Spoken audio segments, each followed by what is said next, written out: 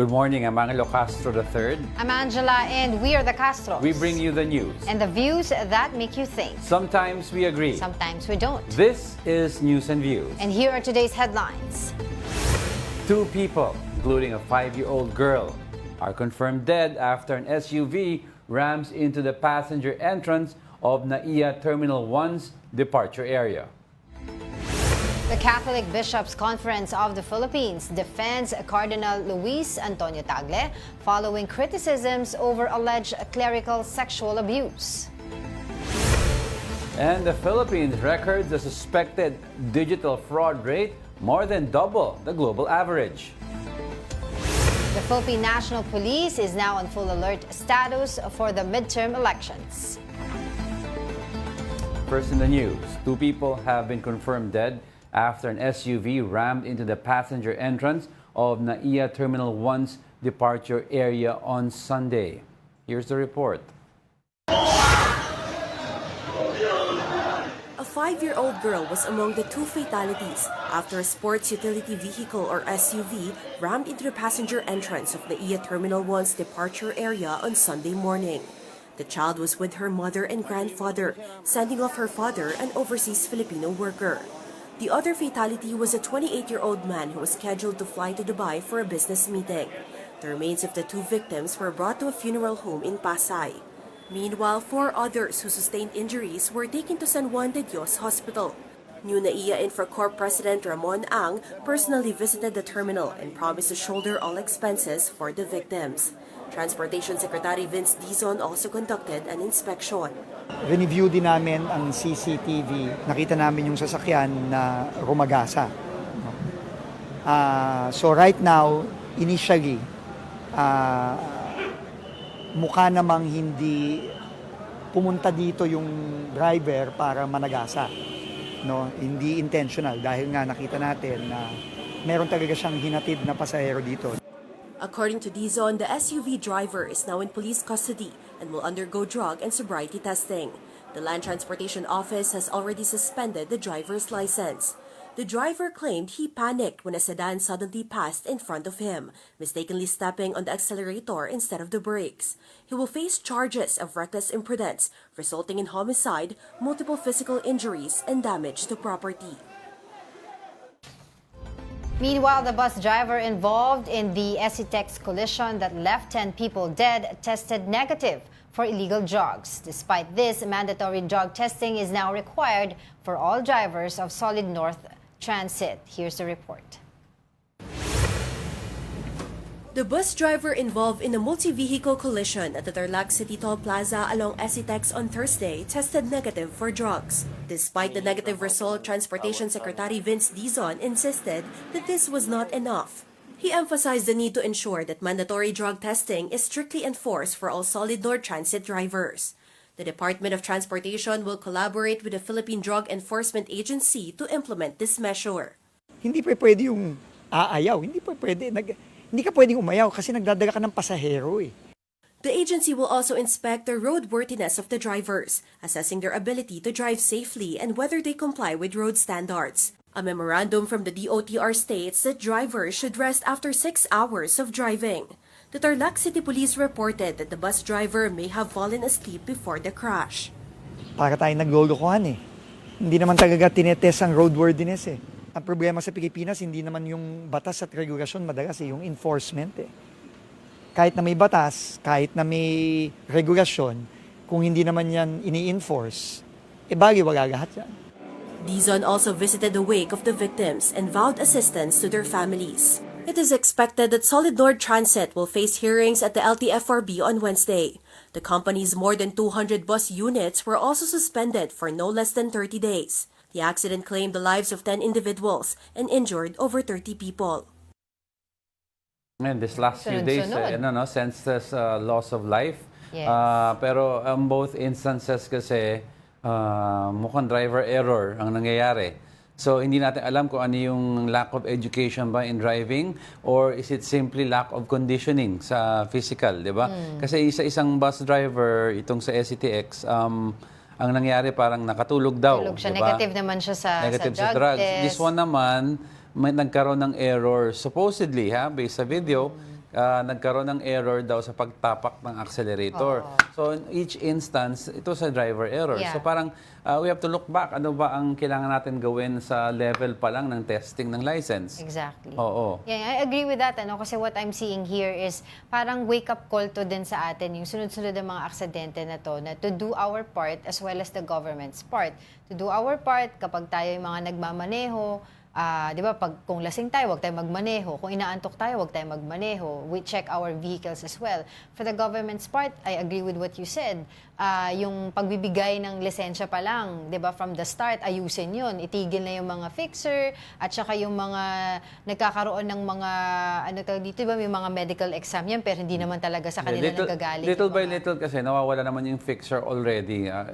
Meron pa rin. Pero ang nagiging problema kasi yung sheer volume of people applying for licenses, medyong parang tinatamad na minsan or nahihirapan ang mga taga-LTO to implement yung protocols na kailangan daanan mo para makakuha ng lisensya because ang daming tao para sa kanila gusto nila lang patakbuhin yung yung process. 'Di ba? So hindi talaga fulfill yung mga yung testing, 'di ba? Tapos sa SCTX bus driver naman, kailangan tignan din natin kung ano ba talaga ang protocol ng mga kumpanya with regards to kasi 6 hours yung mga operators. Oo, kasi the operators per bus kasi may nakatoka diyan driver, may nakatoka diyan conductor. Tapos sa bus number 8, naka-assign yung driver diyan for the month, kailangan 8 trips a day ka, di ba? So, kailangan i-review natin ano bang kasi quota there's a system policy, na to. there's an existing policy na dapat dalawa ang driver pag mahahaba yung trip. No? So, apparently, dito sa Solid North, they don't do that. So, etong si driver na isa, inantok na, sa haba siguro ng maneho niya, wala siyang kapalitan. Pero, so, di ba, makikita mo rin dito yung, yung accountability ng operators naman. Ako hindi ako bus driver, pero yet I can experience yung pagod. Yung sa unang trip pa lang itong mga driver na to, they're required to have multiple round trips. Di ba, kunyari, pupunta ka kunyari ng Baguio, yung driver na sasakyan mo bandang hapon, nung 6 a.m. pa bumabiyahe yan. Di ba? After 2 round trips, siya papalitan. Ganun palang sistema. Mahirap na, nakakapagod na talaga yun. Tapos number 2, ay condition ng bus, di ba? How do we check it? Roadworthy ba yan, di ba? Pati sarili mo, importante talaga kung roadworthy ka Kaya nga tinitingnan natin dito yung accountability din ng mga tao na, di ba, may mga tao kasi na may sumusunod sa batas trapiko. Sumusunod sila sa pagmamaneho nila, maingat, nagsi-seatbelt, etc. Tapos may mga pabaya na nadadamay sila. So tulad nito, di ba, yung talagang napakasakit, no? Yung bata na namatay dyan sa may NAIA, na hinatid lang yung tatay galing dito sa atin dahil OFW, babalik na Saka yung isa, pinagtatrabahuhan. Businessman on the way to Dubai for a business meeting. Oo. Nadadamay dahil sa Nadadamay. mga irresponsible drivers. Anyway. All right, let's move on to other news. Preparations are underway at the Sistine Chapel for the upcoming conclave to elect the 267th Pope. The chimney has been set up to signal the election outcome with black smoke indicating that no decision has been made, and white smoke announcing the election's conclusion. On May 7, the 133 cardinal electors will begin their day with Mass at St. Peter's Basilica, praying for the Holy Spirit's guidance. They will then gather in the Pauline Chapel for prayers before proceeding to the Sistine Chapel to take an oath of secrecy and commitment. The first ballot will be cast on the evening of May 7, with the cardinal electors voting 4 times daily in the following days, twice in the morning and twice in the afternoon. Meanwhile, the CBCP defends papal frontrunner Tagle over clerical sex abuse issues. Here's the report. The Catholic Bishops' Conference of the Philippines, or CBCP, has issued a statement on clerical sexual abuse, defending Cardinal Luis Antonio Tagle on the issue, days before the opening of a conclave to elect a new pope. This come after watchdog group bishopaccountability.org warned that Tagle and Italian Cardinal Pietro Parolin could not be relied on to protect children, with its co-director accusing the church in the Philippines of remaining in the Dark Ages.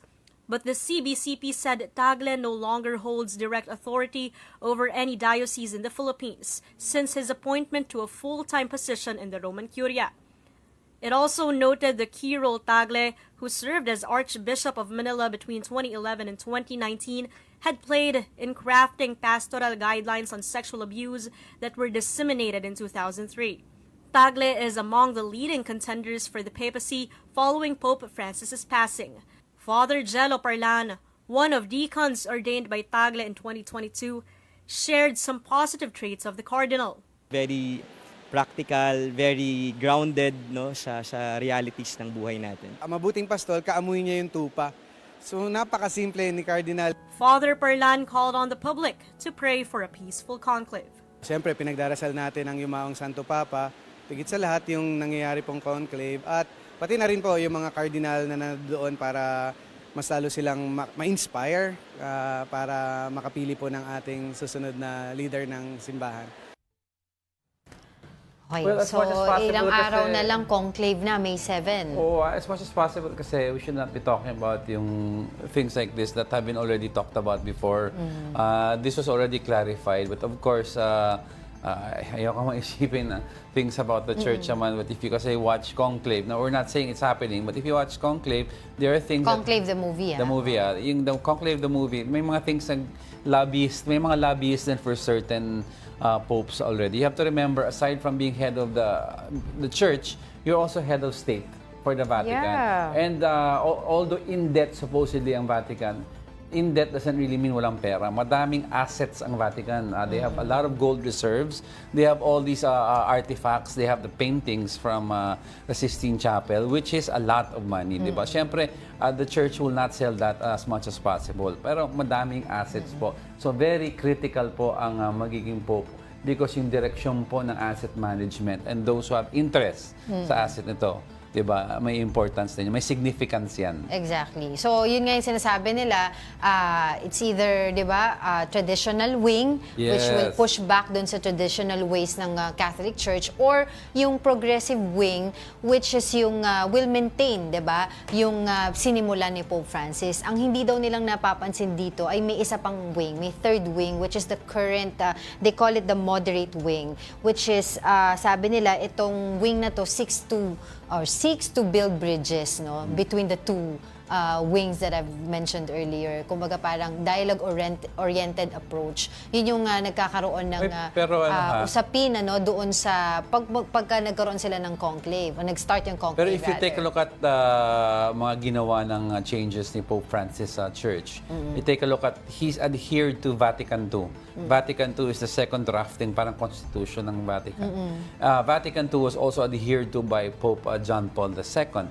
So when people say, yung mga anti-Pope Francis, not against him, but the way he governs it, hindi po siya talaga liberal. He may be liberal or he may be open to other religions coming in, but if you see he's still very strict when it comes to yung mga rulings of the church, di ba? He doesn't want to change things, rock the boat, like women priests, women cardinals, and other things. He is, sabi, make no mistake, he's merely opening the doors and being kind and not judgmental. Yeah. But he opened the doors also for the women sa mga administrative posts, sa church. But that does not constitute liberalism in the church. That still means he's just being open to the idea. It's modern times. Yeah. People should be allowed to have their work. Right. Ang point lang dito lang is there are three factions. Yeah, that's what I'm saying kanina. Tapos there are three factions that they're trying to consolidate sa start ng conclave. Ngayon, and this is going to be, sinasabi nung nabasa ko, this is going to be daw the hardest conclave doon sa nakikita nila sa nangyayari ngayon, the way we are seeing it. Kasi nga maraming electorates, 133 compared dun sa 117. And hindi sila magkakakilala. Most of them kasi Pero hindi. may mga na-elect o na-appoint si Pope Francis na hindi usually na-elect sa isang Dalawa lang daw yan na cardinals. Dalawa lang daw yan. It's either the Pope gets elected via demographic faction or the Pope gets elected according to yung what faction he belongs to in terms of yung Vatican Council or yung mga laws ng church. Now, if you're going to go by the moderate, which is the middle, yung Carmelengo is one of the moderate, most moderate, and he's known as the best diplomatic pope, Pope, Cardinal, because siya daw ang marunong magdiplomasya on both sides. Yeah. Ito yung current Yan yung Carmelengo. sinasabi nila If na it were to be voted, moderate wing. if you're going to vote for a moderate wing, it's a Carmelengo. That should be the front runner. If you're voting daw to continue what the Pope is doing, then you're talking about Tagle. If you're going more liberal daw, you're talking about that South African Cardinal. So madaming ano to. Pope Francis was not even in the radar. Yes. Last, Kaya nga di ba sinasabi din sa atin dito ni Father Ceciliano, usually yung mga frontrunner, hindi naman daw talaga sila yung na-elect, di ba, sa conclave. Actually, but there's only one exemption, which is the late Pope Benedict. Siya Benedict, yung noon pa na talagang, siya na yung susunod. And eventually, siya nga talaga. Kasi you have to remember, si Pope John Paul II was one of the most beloved, yung mga bata, they don't know this, one of the most beloved popes in history because he came in at a time that the church was really on the way in terms of popularity down, and he brought it back to the people. So when he died, people wanted to make sure yung ginagawa ni John Paul talagang hardcore na matutuloy. So Pope Benedict, which was his what is he, head of state or yung Carmelengo or something like that ni Pope John Paul, immediately elected yan. From the start, he was a front runner. When Pope Benedict abdicated or he gave up his throne, ang pinag-uusapan nga dyan, still that black cardinal and si Tagle. Si Borgiola or si Pope Francis was not in the radar at all. Kaya when they announced him and he came out, talagang yung mga tao, wow, na-shock. But going back nga dun sa sinasabi ko, they're going to be, nagkaroon na sila ng mga pre-discussions, tawag nga nila dito, pre-conclave. Pero as I've College of Cardinals discussion. Pero ang sabi nga nila, diba, this is going to be the hardest conclave ever in the history kasi may mga hindi sila kakilala dito, they're just getting to know each other, but at the end of the day, sinasabi nila they want to finish this as soon as possible, diba? Kasi they don't want people to know, or especially yung mga tayo, diba, yung mga Catholic devotees na divided ang church, kasi pag pinatagal daw ang botohan sa conclave, it will assume daw or makikita ng tao na parang divided pa rin yung Catholic Church. Kasi sabi nga ng isang senior, before we go, senior Vatican analyst na hindi po pare, sabi niya, the reason why people are calling this maybe one of the hardest conclaves is because only because of the social media component. Because people are lahat eyes tayo on, biglang updated. Pero updated. Before, wala. We just watch yung conclave from TV. Actually, one of the hardest was even before yung Pope John Paul I, kay Pope Pius or Pope Paul, because supposedly meron mafia involved in this killing, di ba? So, let's see. On the 7th, the conclave begins, not the movie, but the real conclave. Ang ating kapatid na news anchor si Cheryl Cosem is there already with Mon Gualvez para sa coverage ng conclave doon sa Italy. We'll be back with more stories after the break. Keep it here on One News.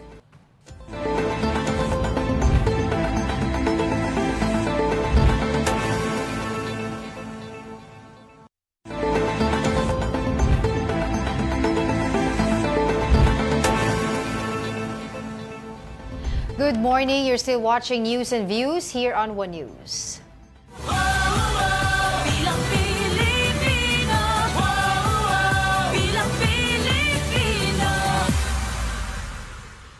Candidates are ramping up their campaigns a week before the 2025 midterm elections. Here's the report. Tribal leaders welcome senatorial candidate Kiko Pangilinan in General Santos City. He vowed to include them in the solution to resolve food crisis. His party mate, another senatorial Bam Aquino, campaigned around Metro Manila. He said he will continue to advocate for free education. Meanwhile, candidates from Alyansa para sa Bagong Pilipinas went to Batangas. The sortie was led by President Bongbong Marcos. His bets were endorsed by former Batangas Governor Vilma Santos Recto. Salamat kayo. While PDP of the Duterte's camp held a campaign rally in Butuan City. TV host Willie Revillame visited San Pablo City, Laguna. Revillame promised elderly residents there of free medicine should he win as senator. Senatoriables Vic Rodriguez and Rodante Marcoleta also wooed voters in the area. Meanwhile, independent bet Ariel Curabin held a motorcade in Cebu. The Philippine National Police is now on full alert status for the midterm elections. The PNP said strict security measures are now in place across the country until May 15. All standby support and quick reaction forces have been instructed to remain on guard.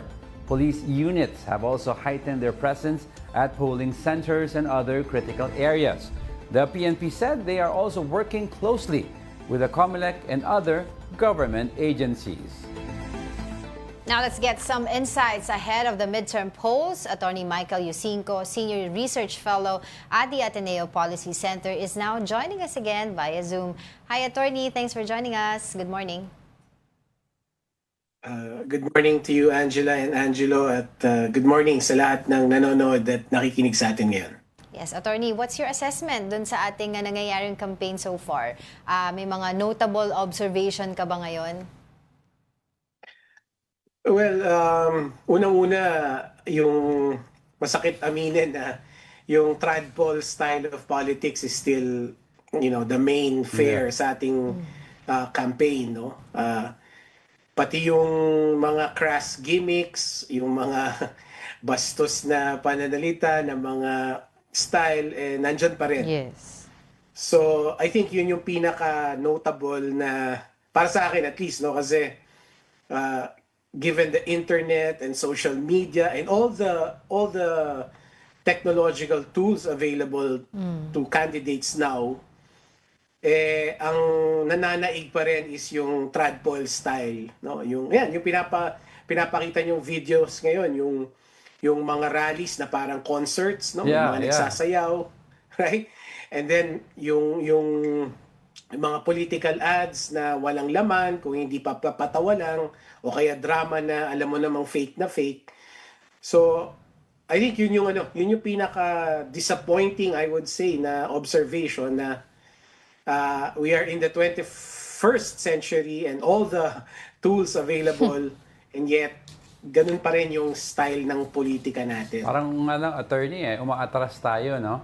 I'd like also take a look, attorney, in general, yung Philippine system of how we elect politicians. Ngayon, you will see a lot of, lack of a better term, weird. For example, you have VP Sara endorsing the sister of the president.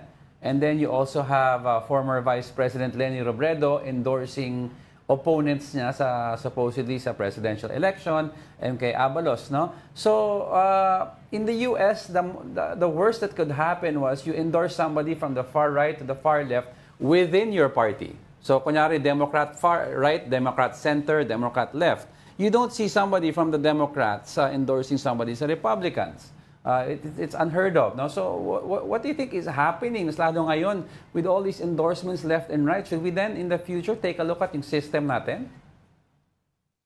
So, the operative word there sa sinabi mo, Angelo, is party, political party, no? Sa ating bansa kasi, wala tayong mga totoong political parties, no? What we have are political dynasties, no? Yeah. Kung political parties kasi, merong structure yan, merong institutions involved, merong mga conventions involved, na katulad ng sinabi mo, di ba, yung a Republican will not endorse a Democrat and vice versa because of convention, institutions, rules, and regulations within the party themselves. At saka, attorney, dagdag natin, prinsipyo. Yeah, exactly. Prinsipyo, programa, ideolohiya. Sa atin kasi ang nananaig, kumbaga yung political unit na nananaig sa bansa natin, yung political dynasties.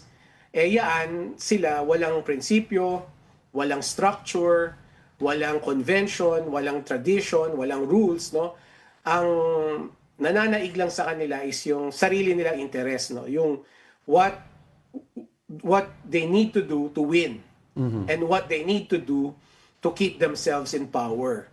So yan yung paliwanag kung bakit meron sitwasyon na isang kandidato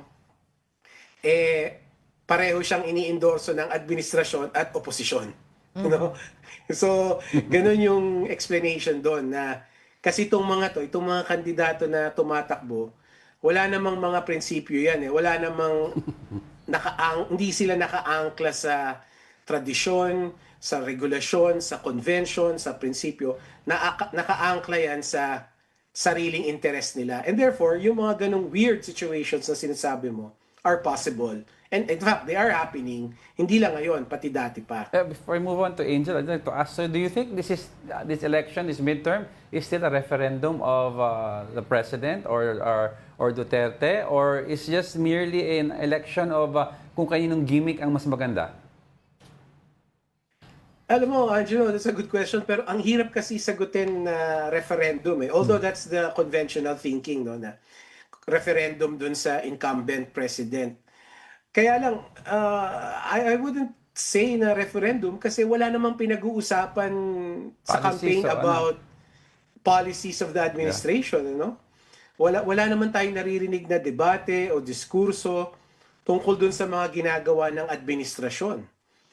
Yung opposition, yung Duterte, and even to a certain extent, yung mga Makabayan Bloc, etc., wala naman silang formidable critique to the administration's policies and decisions. Kumbaga, meron silang sarili-sariling gimmick nila, pero wala naman silang hinahain na kritisismo na malinaw to be able to say na yung election is a referendum of the administration. Attorney, I believe in an election, hindi lang dapat ang kandidato ang naghahanda, but also the voters. No? Tayo mga botante, naghahanda rin tayo when it comes to the platforms, background, the ability to govern ng isang kandidato. Yung voters education, ika nga. No? But ang tanong dito, may nangyayari ba talagang voters education? Kasi meron akong nabasa minsan na article na para lang daw sa mga elitista yung nagpupush na mga voters education. That's a valid criticism, Angela, no, na kasi ang voters education is conducted mainly by civil society organizations, and then ang sineservisan nilang mga kliyente o mga grupo din na hindi naman nakakaabot doon sa mga nangangailangan ng tulong, should we say, no? And also, yung voters education na ginagawa ninyo ng media, syempre, ang nakaka-access lang nun, yung may access sa internet, sa social media, sa TV, no? So, there's a certain credibility to that or validity to that criticism. Pero I think kasi, for me, what makes voter education not as effective as we want to is kasi ginagawa lang natin sila tuwing eleksyon eh. Yeah. So parang too late in the day, no? Kasi nagkakaroon ng maraming impormasyon masyado yung botante, hindi na niya napoproseso ng tama. So voters education, or more accurately, civics education is what we need, no? Na dapat in between elections, pinag-aaralan din natin ano ba yung una-una, ano yung mga trabaho dapat ng mga public officials. Kasi that has a bearing dun sa mga policies or dun sa trabaho na ginagawa nila o dun sa output na Correct, yeah. pinapalabas nila, no, bilang mga public officials. So, the bulk of the work, the hard yards, as they say, no, of civics education should happen in between elections, not during the election period, no? So I think yun yung bakit hindi ganun ka-effective yung voters education, because nangyayari lang siya pagdating ng campaign. Eh. Yeah, you're right. Pero alam mo, Attorney, I've also got me thinking also, no? But how much is it the fault of voters education to naisisihin natin in terms of quality ng politicians natin? You have to remember also, elections is likened to a commercial activity or commerce, diba? And if you look at each society's cultures, makikita mo yung behavior ng tao. Like the US, some people will not vote Democrats because they are anti-abortion. So given may issue-based na yan.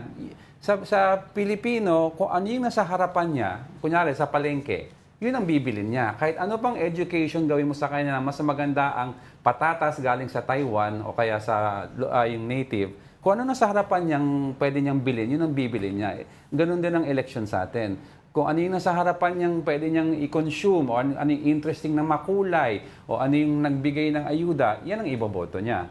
Diba? So, what are we supposed to do? Aside from sabihin natin, we have to fix the party system. What are we supposed to do then if voters' education will really not work sa lower levels? It's just going to be a cycle eh. It's going to be a cycle. That's a very fair point, no? Kaya nga sinasabi ko kanina, what we need actually is civics education, no? Na Continuous. no? Oo. Hindi lang yung pabugso-bugso lang or tuwing may election lang. And civics education na ang nakatutok talaga is ano ba talaga ang nangyayari sa gobyerno? Ano yung dapat mangyari? And more importantly, ano ba yung responsibilidad ng mga mamamayan? Right? Yeah. Okay. Kasi sabi nga ni the late Senator Nene Pimentel, sabi niya, good governance is not the responsibility of the governors alone, but also of the governed. No? So, tayong mga mamamayan, I agree. it begins with us, sa totoo lang, no? Yeah. It begins with us because we make the choice eh. We make the choice. Sino ba yung iboboto natin? Sino yung iluluklok natin? So, kailangan tayong mga mamamayan, nagkakaroon din tayo ng enhancement sa ating pag-iisip in terms of ano ba yung trabaho ng mga ano ba ang gobyerno, ano trabaho ng gobyerno, ano ba dapat yung gagawin ng gobyerno, and of course, ano ba responsibilidad natin. Attorney, very quick question na lang. Fearless forecast mo sa midterm elections, meron ba mga gainers and mga losers ngayon na nakikita mo? Ilan admin, ilan Duterte? Sa tingin mo, attorney? Let me put it this way. I think it's going to be a status quo result. Ibig sabihin, same old lang yung maluluklok.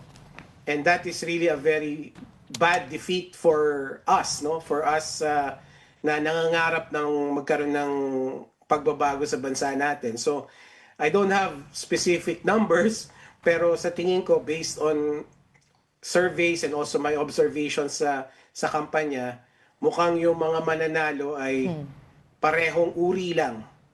And therefore, wala rin tayong maaasahan na pagbabago sa next term o dito sa second half ng administration ni Pangulong Marcos. Mag-antay na lang tayo ng presidential. Alright, maraming salamat po sa inyong oras, Attorney Michael Yusinko of the Ateneo Policy Center. Thank you so much. Maraming salamat din. Now, on to the next news. Cebu Governor Gwen Garcia reiterated that she will not step down from her position despite the suspension order from the Office of the Ombudsman. Garcia also said she would not apologize, citing her belief that the decision made by Ombudsman Samuel Martires to suspend her was politically motivated. The Ombudsman had ordered a 6-month preventive suspension for the governor due to her alleged approval of a permit for a construction company despite the absence of an environmental clearance. Who indeed owes who an apology? That's a question. I am not stepping down. Ako tabagan, sundan na lang ang order. Oy, excuse me. Musunod ko og order kung legal. The Agriculture Department has postponed the full implementation of the 20 peso per kilo rice program in Kadiwa stores across Metro Manila to May 13. This comes after COMELEC imposed a 10-day ayuda ban from May 2 to May 12, during which only medical and burial assistance are allowed. The Agriculture Department says the move is to avoid any political controversy or accusations of politicizing the program. It is best nga daw po na we do it after elections so as not also to, kahit DA po yung magli-lead through Kadiwa nga, is hindi po maging ma-politicize po yung pagbibigay natin ng ating P20 na bigas. Tayo naman po ay sumusunod din sa mga direktiba po ng election. Ayaw rin naman natin na mapulaan tayo o The National Food Authority has allocated 370,000 metric tons of rice for the program, which is targeted for nationwide rollout by 2026. The Agriculture Department believes the program is sustainable as it supports local rice farmers. It also clarified that despite the ayuda or government assistance ban, the sale of rice at 29 pesos per kilo will continue. as long as our farmers keep producing, this is the support that we're offering nga. As long as our farmers are producing, as well as also the government is willing to subsidize a portion of it to be sold. Tuloy-tuloy lang po itong programa. The Philippines recorded a suspected digital fraud rate of 13.4% in 2024, more than double the global average of 5.4%, according to global information solutions provider TransUnion. This marks the fifth consecutive year the country has exceeded the global fraud rate, placing second behind India, which posted a 19% rate. The report found that 74% of Filipinos had been targeted by scams, with 34% losing money. Average losses reached $768 or over 44,700 pesos. Online communities had the highest fraud rate at 19.2%, followed by retail at 13%, both exceeding global benchmarks. TransUnion warned that fraud tactics are evolving and urged stronger security systems. Don't go away because we're not done yet. Stay with us.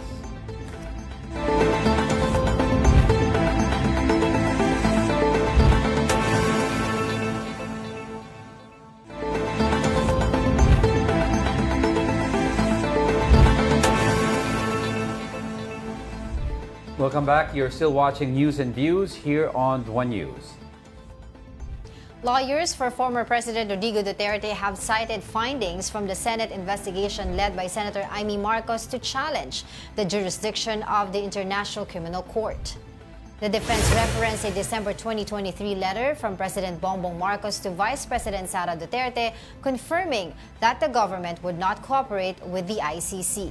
The letter was presented at a March Senate hearing chaired by Senator Amy.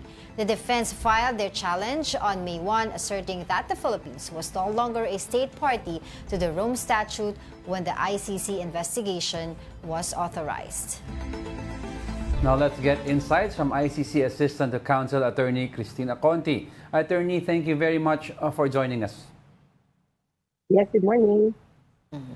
Okay, Attorney, itong recent findings ng, yung challenge ng defense team ni former President Duterte citing the committee ni Senator Amy Marcos about the legality of the arrest of former President Duterte. What is your take on that? Well, our take is that these findings in the Senate investigation are irregularities in the arrest. Mm-hmm. Yeah?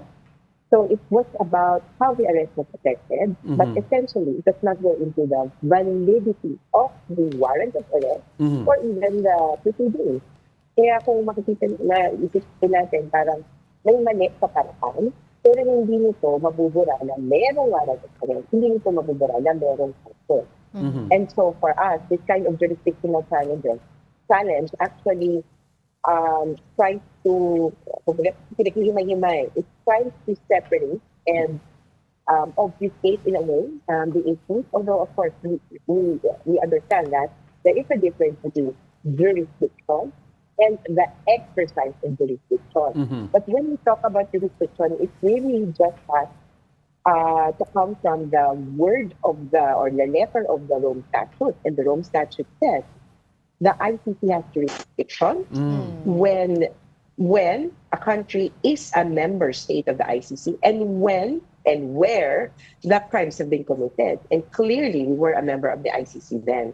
What the defense challenge talks about is actually the exercise of jurisdiction. You had jurisdiction, but you failed to exercise it. And so this is where we're going to have a little bit of disagreement, because on our part, we stand that the preliminary examination opened in 2018 was an exercise of jurisdiction. Okay. For them, they said, no, you need an investigation open before you left the ICC. All right. So I understand this is all they're part of the legal proceeding ng defense, ano. Pero the way you look at it, tingin mo, syempre, ano yung tingin mo dito na what else, 'di ba? Ano pang dapat gawin ng prosecution naman to counter this claim? Well, for the prosecution, they just need to, actually, they're under fire in this challenge because the defense is saying that the prosecution had a year to open investigations. So, in 2018, it opened a preliminary examination. This is motu proprio, meaning it's just the prosecutor. The defense says there's no judge yet that has looked into the case. The judges looked only into the case in 2021 when they opened the investigation. And so the defense says, well, it was just the office of the prosecutor looking at this. And so it was just one-sided, or yung term nga itself, motu proprio, only on the part of the prosecutor. And therefore, it should not be counted. But for us, of course, the prosecutor has to kind of explain why it would only open an investigation a few years after that. Because, actually, ang hirap rin kasi may ganun bang requirement? Wala yun sa text of the Rome Statute. It's just an implication. But for us, we say that the office of the prosecutor, let's not forget that it's really part of the ICC. So it's unfair to call it, to refer to it as outside of the scope of the court when you call it that. The court could also pertain to the office of the prosecutor. Attorney, hingi ko lang yung clarification kasi medyo hindi man kaming regular folk, we're not lawyers. Sabi nila kasi since the defense is citing we're talking about yung findings ni Senator Amy, bakit hindi rin nila tignan yung actual pronouncements ng former president during the hearings sa Congress where he said, sige, I will accept the jurisdiction, let's get it over and done with. So para to be fair, bakit hindi daw i-cite din yun? Or at least, at the very least, prosecution should use that also daw. Well, kung usapin ng prosecution, only the sitting president can talk about jurisdiction or acceptance of jurisdiction. So, kung ano man sinabi ni Duterte, nung panahon na presidente siya, yun yung kakagat. Kung anong sinabi ni Marcos nung panahon ng presidente siya, yun yung kakagat. Okay. And so, in some way, the statements or policy statements as president were consistent. Duterte did not want to join the ICC. Bongbong actually did not want, but at one point said, maybe we'll allow them to investigate, but we will not cooperate or actively participate. Okay. So, in terms of jurisdiction, hindi talaga tinanggap ni Presidente Duterte. Pero, ibahin ko yung, system or treatment doon sa mga sinabi niya sa Senate investigation or investigations. Yes. Kasi parang, ilan yun, meron pa yung extrajudicial killings, meron pa din sa Congress. Those statements would be taken as evidence. And later on during trial, we're expecting some of his statements to, bite him back in the ass. It will come back to him because these statements can be considered as evidence in the sense that ebidensya ito na sinabi mo. Pero Attorney, I'd like to about yung sinasabi ni former President Duterte yung sa congressional hearings about admitting at some point to the killings tapos rini-retract niya. How would a lawyer take a look at this? No, inamin mo tapos rini-retract mo. That would be an inconsistent statement and that could actually be used to impeach. Sorry to use the term, but that's a legal term. Okay. To impeach a witness or to question his or her credibility. Very pun intended sa mga Duterte, impeached as a witness dito. Pero ang ibig sabihin tingnan mo, hindi mo alam kung ano ba talaga yung totoo, hindi ka consistent sa sinasabi mo, and therefore hindi ka namin paniniwalaan, whichever. Okay. Which is why it's pwedeng mong maisip two ways. Una, talagang ginugulo niya yung testimonya niya para hindi magamit o hindi siya mapaniwalaan. Or pangalawa, nagsasabi siya ng totoo. Tapos later on, kasi bawi Kumbaga, yung una lagi niyang sinasabi ay, kung ang term nga natin ay admission against interest. Pag-amin na kontra sa sarili mo. Pinatay ko yan. Pumatay ako ng 6 hanggang 7 katao. Kapag tinatanong, doon na siya babawi or aatras na siya. Actually, bakit ko bibigay ang pangalan? Actually, hindi pala. So, yung second part na yon pwedeng maituring na parang yung una, totoo. Yung pangalawa, yun na yung pagsisinungaling niya. It would depend how you present it because actually these statements might not be presented at all. Kumbaga, iiwasan na lang prosecution. Hindi ko na nga lang ihaharap to kasi hindi naman ito maganda o masasabit pa tayo dito, wag na lang. So, posibleng hindi na iwasan na yung paggamit nito. At yung ibang statements, yung marami pang ibang statements ang nandyan. And there's also a factor of, because the Senate investigation and the House hearings were under oath. Yeah. That's key, that's crucial. And so, could be taken as admissions against interest and public statements, publicly sworn statements.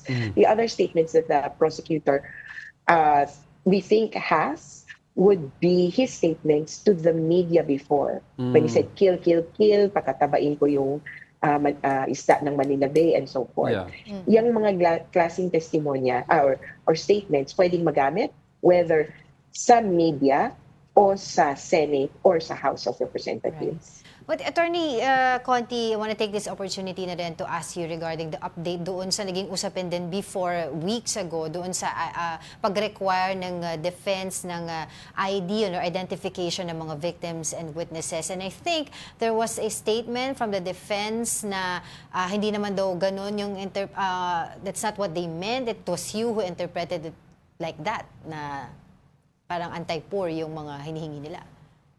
Yeah, and then they called us liars. Yeah.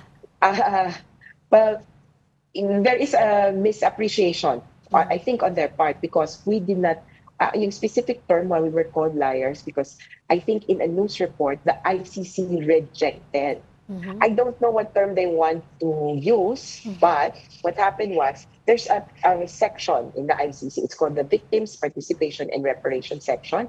And again, these are not victim witnesses that they're qualifying, but participating witnesses. So ito yung magsasabi na pananaw, kuro-kuro, pag-aalala.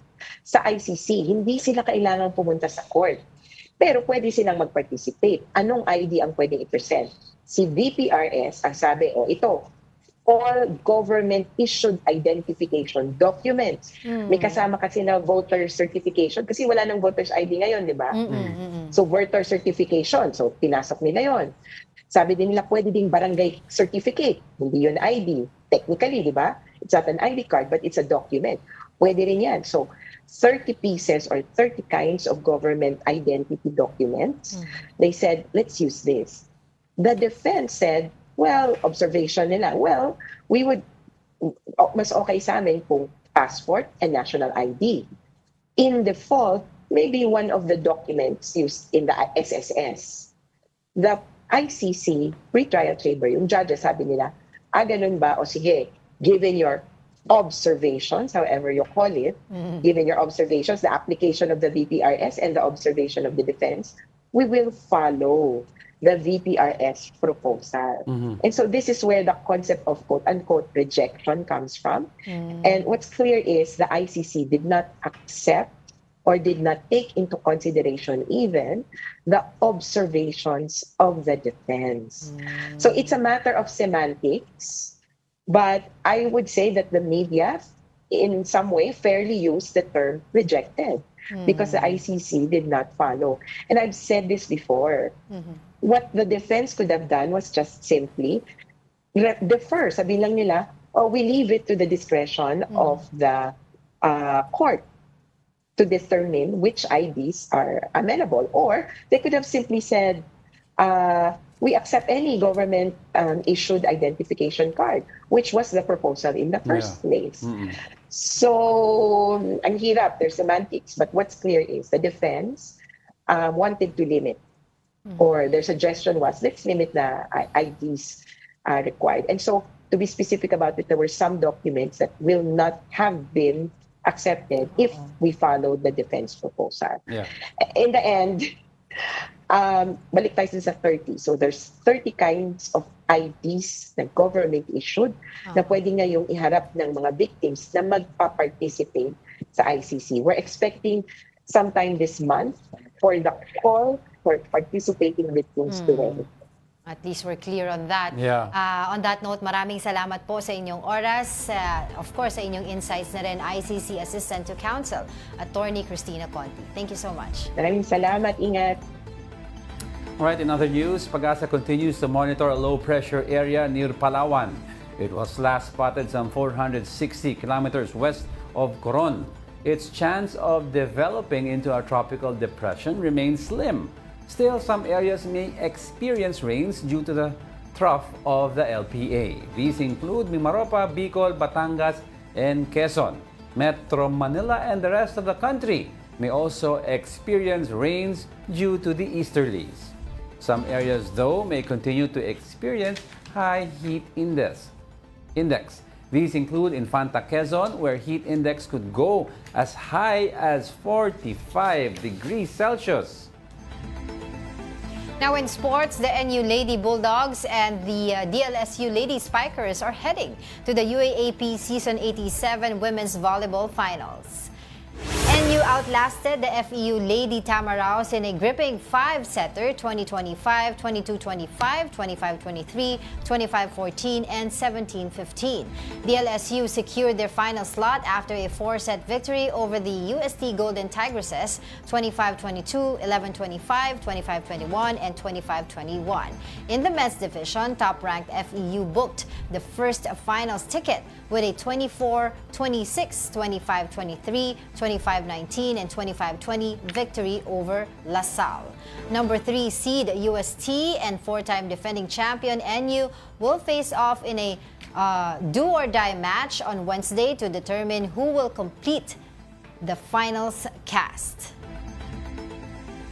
An 8-year-old boy from Baras, Rizal has already published 3 books, proving that age is no obstacle when it comes to pursuing dreams. Mobile journal Jazz Paredes has the story. Hindi lang isa o dalawa, kundi 3 libro ang naisulat ng batang nakilala natin mula Baras Rizal. At sa edad na 8 taong gulang lamang, ay opisyal niya na rin na i-publish ang mga ito. O ha? Ang galing, di ba? Martial artist, achiever, at new book author sa 3 libro. Lahat yan achieve ni John Timothy Asido o Janoy sa edad lamang na 8 years old. Ito po ang libro kong Pugay ang Batang Mahusay. Ito naman po ang Johnny the Explorer. Ito naman po yung Johnny the Explorer 2nd edition. Ang kanyang mga libro daw ay hango sa kanyang sariling karanasan. Kwento ni Mami Jonah, 5 years old pa lamang daw si Janoy ay nagsimula na siya mag-draft ng kanyang mga sariling kwento.